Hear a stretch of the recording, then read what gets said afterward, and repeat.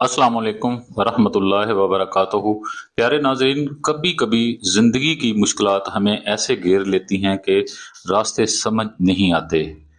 रिश्तों में रुकावट हो या दिल की कोई दुआ पूरी ना हो रही हो तो इंसान बेबस सा लगता है।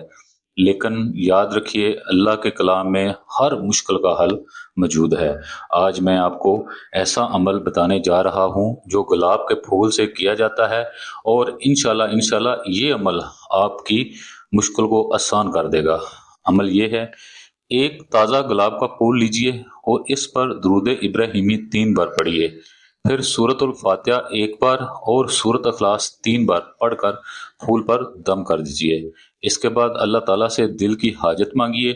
ये अमल आपने रोजाना मगरिब की नमाज के फौरन बाद करना है और उस वक्त तक करते रहना है जब तक आपकी मुश्किल या मसला हल ना हो जाए। इंशाल्लाह आप खुद देखेंगे, इस अमल की बरकत से आपका मसला बहुत जल्द हल हो जाएगा। ये अमल मुझे अल्लाह के एक दरवेश की तरफ से अनायत हुआ है।